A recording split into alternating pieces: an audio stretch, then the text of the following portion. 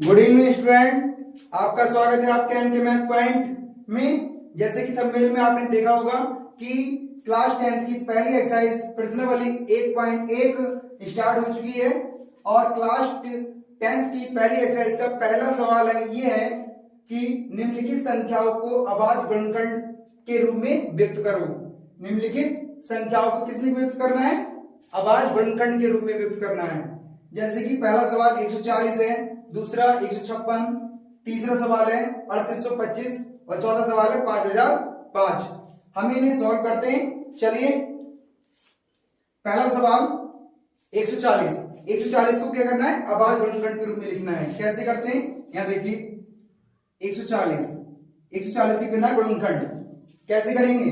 सबसे छोटी संख्या से काटेंगे। 2 से 14, 70 बार कैंसिल होगा। 2 से 35, अब ये 2 से कैंसिल नहीं होगा। कितने से कैंसिल होगा? 5 से कैंसिल होगा। 5 7 35, 7 7। तो 140 के जो फैक्टर आए हैं, गुणनखंड जो आए हैं ना, वो कितने हैं? 2 मल्टीप्लाई 5 मल्टीप्लाई 7। ये रहा इसका आंसर। ये 140 के क्या हो गए? गुणनखंड हो गए। ऐसे ही 156 है, 3825 है, 5005 है। तो देखिए 156 का करते हैं गुणनखंड। 156 का सबसे पहले छोटी संख्या से काटना है आपको, ना कि बड़ी संख्या से। जैसे कि 2 से काटेंगे, 2 7 14, कितना बचेगा? 1 2 8 16, 78 बार कैंसिल हो गया। फिर 2 से काटेंगे, 2 3 6 और 2 9 18। अभी 2 से कैंसिल नहीं होगा क्योंकि लास्ट का अंक क्या है? इसका विषम संख्या है। तो हम काटेंगे इसे 3 से। 3 1 3 और 3 3 9। अभी ये खुद एक अभाज्य संख्या आ गई। अभाज्य संख्या आ गई तो अभाज्य संख्या से कैंसिल होगी। 13 1 13। 156 के जो फैक्टर होंगे, गुणनखंड होंगे, वो क्या होंगे? 2 मल्टीप्लाई 2 मल्टीप्लाई 3 मल्टीप्लाई 13। ये हो गए 156 के फैक्टर। इसी तरीके से 3825 है, 5005 है, ऐसे ही कर सकते हैं।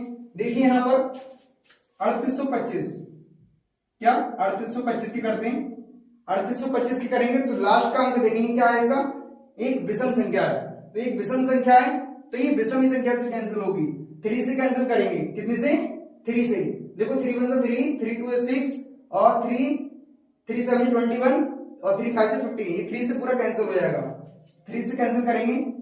3 1 3, 3 2 6 और 3 7 21, 3 5 15। ठीक, इसी तरीके से फिर 3 से कैंसिल हो जाएगा।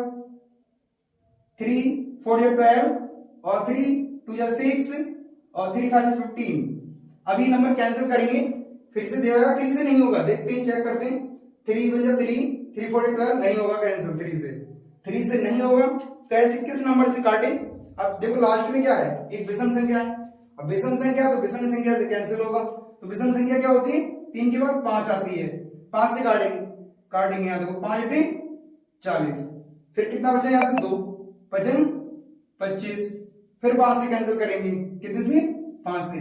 5 1 5 और 5 7 35। लास्ट में कितना आ गया? 17।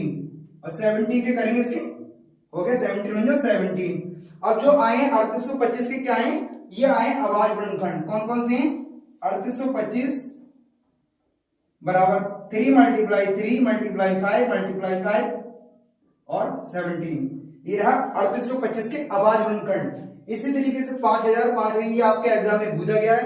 2000